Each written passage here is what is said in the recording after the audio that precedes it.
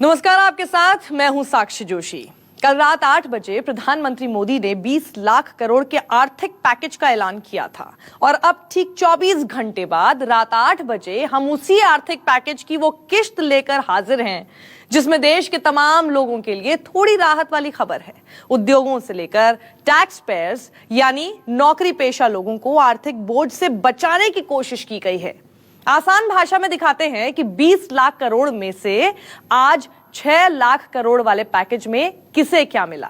सबसे पहले नौकरी पेशा लोगों की बात, जिन्हें इनकम टैक्स रिटर्न से लेकर पीएफ तक राहत मिली है।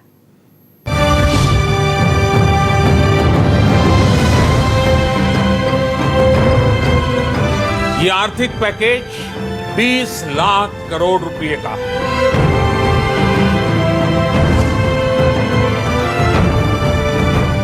ये आर्थिक पैकेज आत्मनिर्भर भारत अभियान की अहम कड़ी के तौर पर काम करेगा।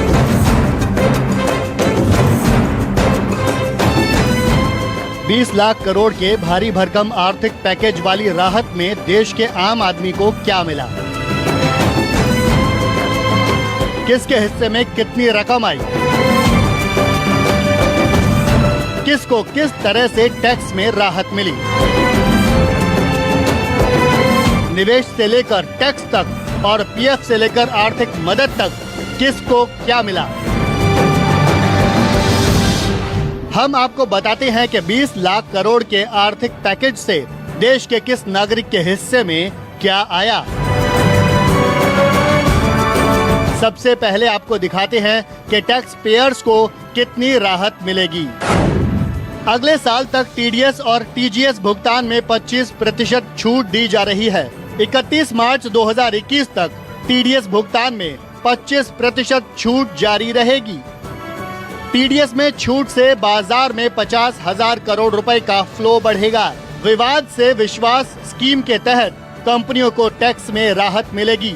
बकाया टैक्स वाली कंपनियां 31 दिसंबर 2020 तक बिना ब्याज के टैक्स दे सकती हैं। इनकम टैक्स में ट्रस्ट एलएलपी को सभी पेंडिंग फंड्स तत्काल रूप से दिए जाएंगे। इनकम टैक्स रिटर्न दाखिल करने की अंतिम तारीख 30 नवंबर कर दी गई है। 18,000 करोड़ रुपए टैक्स पेयर्स को रिफंड देकर राहत दी गई है। 14 लाख टैक्स पेयर्स को इसका फायदा भी मिला है। पहले राहत पैकेज में 41 करोड़ खातों में सीधे रकम पहुंचाई गई। जो टीडीएस रेट्स हैं वो सभी नॉन सैलरीड पेमेंट वालों को, रेजिडेंट्स को, और टीसीएस रेट जो है उसमें 25% की कटौती की गई है।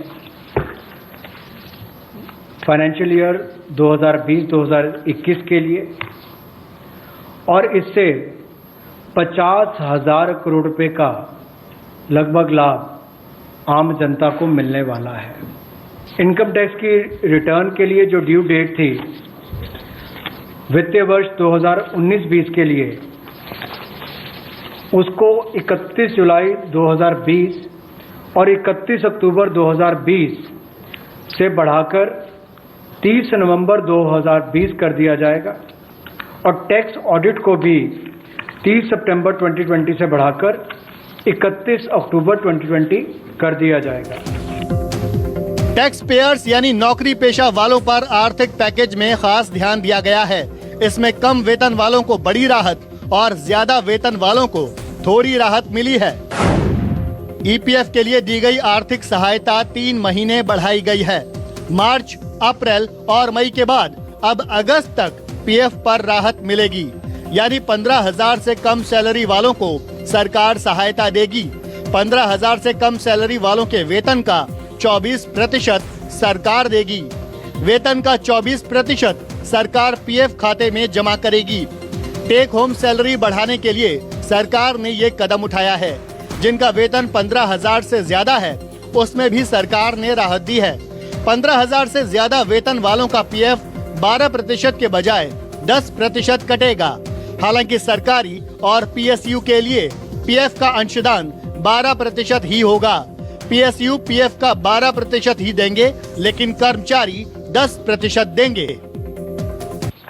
पैसा कर्मचारी के हाथ में भी कैसे ज़्यादा हो, इसमें भी एक बड़ी राहत देने का प्रयास इसमें किया है कि जो ईपीएफ कंट्रीब्यूशन है, जो उनका ईपीएफ का योगदान है, वो ऐसे संस्थानों के लिए और कर्मचारियों के लिए 12% से कम करके 10% अगले 3 महीनों के लिए किया गया है। इससे कर्मचारी भी और संस्थान दोनों को लाभ मिलेगा। लेकिन जो सरकारी हमारी संस्थान है, सेंट्रल पीएससीज हैं, इनके लिए 12% ही रहेगा, उसमें कोई बदलाव नहीं किया गया है। तो इससे कुल मिलाकर 6,750 करोड़ रुपए का लिक्विडिटी सपोर्ट इनको मिलेगा और एक तरह से 6,750 करोड़ रुपया ज्यादा इनके हाथ में आएगा। सरकार ने आर्थिक पैकेज में बिजली कंपनियों और रियल एस्टेट को भी राहत देने का ऐलान किया है। निर्माण के काम के लिए 6 महीने तक के लिए एक्सटेंशन दिया गया है। निर्धारित समय में किए जाने वाले काम को 6 महीने के लिए बढ़ा दिया गया है। सभी सरकारी एजेंसियां, रेलवे, हाईवेज 6 महीने तक ठेकेदारों को राहत देंगे। पीपीपी में भी निर्माण पूरा करने के लिए 6 महीने तक राहत मिल सकती है। अब बिल्डर्स को भी मकान पूरा करने के लिए 6 महीने का ज्यादा वक्त मिलेगा। जो अभी काम हमारे कॉन्ट्रैक्टर्स कर रहे हैं देश भर में, चाहे वो रेलवेज का हो, सड़कों का हो, हाईवेज का हो, सेंट्रल पब्लिक वर्क्स का हो, अलग अलग डिपार्टमेंट्स के हों, क्योंकि कोविड के कारण ये समस्या खड़ी हुई, तब उनको 3 महीने से ज्यादा 6 महीने तक की राहत इसमें दी जा सकती है एक्सटेंशन के रूप में, ताकि उनको कोई खामियाजा ना भुगतना पड़े। और जो ऑब्लिगेशंस थी उनकी, उसके कारण दिक्कत आ सकती थी, इसलिए प्रावधान किया गया है ताकि मुकदमेबाजी या बाकी सब ना हो और मानसिक रूप से भी ठीक रहे और अच्छा काम करके समय पर पूरा कर सकें।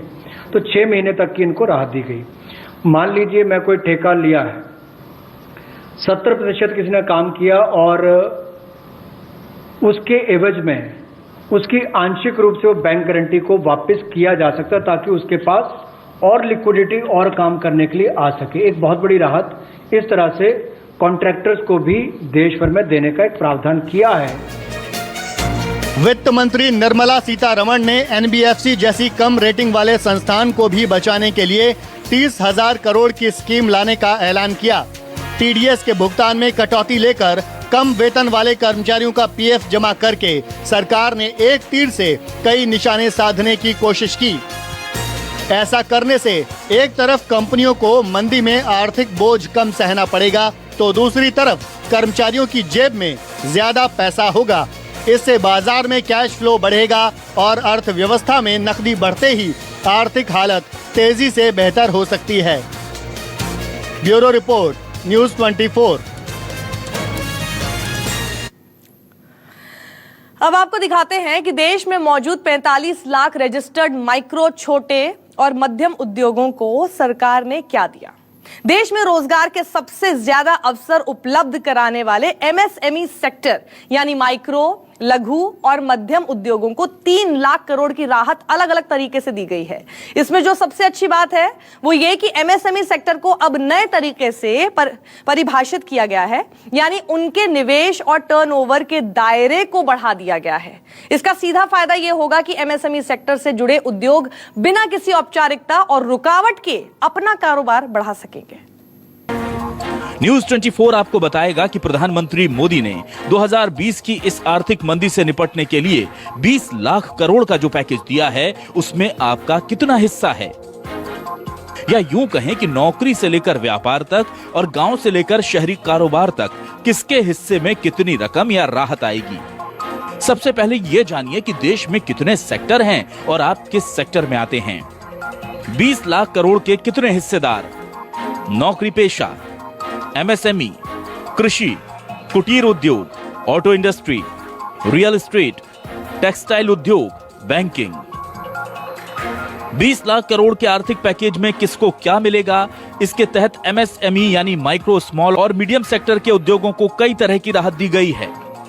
एमएसएमई के लिए 10 बड़े ऐलान। एमएसएमई को 3 लाख करोड़ रुपए का गारंटी फ्री लोन मिलेगा।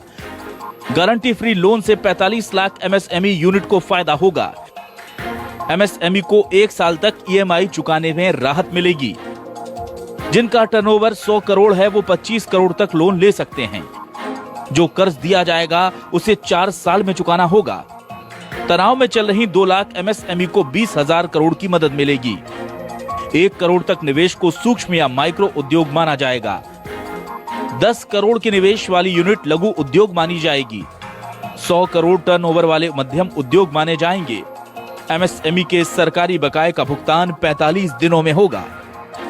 विशेष तौर पर एमएसएमई सेक्टर जो है, इसके लिए आज एक बहुत बड़ी घोषणा है कि collateral free automatic loan 3 lakh crore रुपए का मध्यम सूक्ष्म लघु कुटीर और गृह उद्योग को मिलेगा।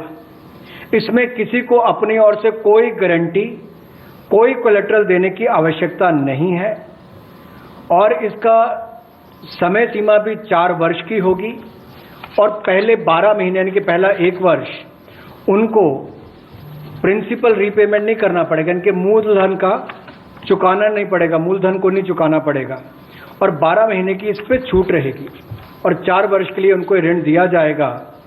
तो 3 लाख करोड़ रुपए का ये ऋण, ये हमने बगैर किसी गारंटी, बगैर किसी कोलेटरल के भारत के मध्यम सूक्ष्म लघु उद्योग कुटीर और गृह उद्योग के लिए मोदी सरकार ने करके दिया है। एमएसएमई सेक्टर को राहत देने के लिए इसकी परिभाषा में बदलाव भी किया गया है, जो एक बड़ा कदम है। एमएसएमई सेक्टर में सबसे ज्यादा रोजगार के अवसर होते हैं। इसके लिए इस सेक्टर में उद्योगों के निवेश और टर्नओवर का दायरा बढ़ाकर उन्हें तनाव मुक्त होकर काम करने का मौका दिया गया है। एमएसएमई को लोकल से ग्लोबल बनाएंगे। एमएसएमई की बाजारों तक पहुंच को आसान बनाया जाएगा। 15,000 से कम वेतन वालों को सरकारी सहायता मिलेगी। 200 करोड़ तक के ठेके अब ग्लोबल टेंडर नहीं होंगे। लोकल प्रोडक्ट को ग्लोबल मार्केट तक पहुंचाने पर जोर होगा। जो मध्यम लघु सूक्ष्म उद्योग अच्छा कर रहे हैं, विस्तार करना चाहते हैं, आगे बढ़ना चाहते हैं, लेकिन उनके आकार को बढ़ाने की, क्षमता को बढ़ाने की सुविधाएं नहीं मिल पाती थी, तो उसके लिए फंड्स ऑफ फंड्स का प्रावधान किया गया है और इस फंड्स ऑफ फंड्स के माध्यम से 50,000 करोड़ की इक्विटी इन्फ्यूजन होगी। ये हम करने जा रहे हैं। इससे इन सभी अच्छा काम करने वाले मध्यम लघु सूक्ष्म उद्योगों को अपना आकार और क्षमता बढ़ाने का अवसर मिलेगा। एमएसएमई सेक्टर को 3 लाख करोड़ की राहत समेत टीडीएस में जो छूट दी गई है, उससे सीधे सीधे देश में करोड़ों लोगों को राहत मिलेगी। Bureau report, news 24।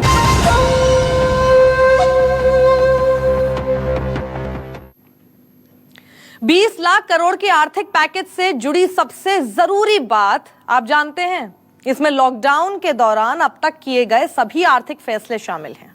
यानी 20 लाख करोड़ रुपए के इस आर्थिक पैकेज में सरकार और आरबीआई के अप्रैल से लेकर अब तक के सभी फैसले शामिल हैं।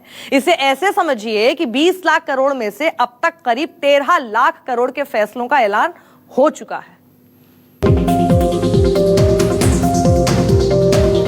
देश के लोग जानना चाहते हैं कि 20 लाख करोड़ का ये पूरा आर्थिक पैकेज आखिरकार है क्या?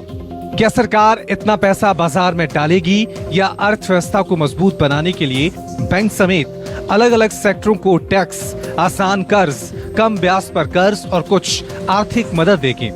इन सवालों के जवाब हम आपको आसान भाषा में देते हैं। फिलहाल करीब 6 लाख करोड़ रुपए की राहत कई सेक्टर को दी गई है। NBFC, discom, real estate, tax और ठेकेदारों के लिए 15 ऐलान किए गए हैं। एमएसएमई सेक्टर को आर्थिक पैकेज में 3 लाख करोड़ रुपए मिले हैं। पहले साल गारंटी फ्री लोन का मूलधन नहीं चुकाना होगा। बिजली वितरण कंपनियों के लिए 90,000 करोड़ रुपए दिए गए। कैश संकट से जूझ रही बिजली कंपनियों को 90,000 करोड़ नकदी मिलेगी। गैर बैंकिंग वित्तीय कंपनियों और हाउसिंग फाइनेंस क्षेत्र को 45,000 करोड़ मिलेंगे। कर्मचारियों और छोटी कंपनियों के लिए 2,500 करोड़। 15,000 रुपए से कम वेतन वालों का ईपीएफ अगस्त तक केंद्र सरकार देगी। यानी कंपनी और कर्मचारी दोनों का योगदान सरकार कर रही है। इसमें करीब 2,500 करोड़ रुपए का खर्च आएगा। इससे 3.67 लाख कंपनियों और 72.22 लाख कर्मचारियों को फायदा होगा। फायदा उन्हीं कंपनियों को मिलेगा जिनके पास 100 से कम कर्मचारी हैं। उन्हीं कंपनियों को फायदा मिलेगा जहां 90% लोगों का वेतन 15,000 से कम है। बिजली वितरण कंपनियों की आय में जो भारी कमी आई है और लेनदारी जो इनकी कई राज्यों से बढ़ी है, उसके कारण भी ये अभूतपूर्व नकदी प्रवाह की स्थिति इनको देखनी पड़ रही है।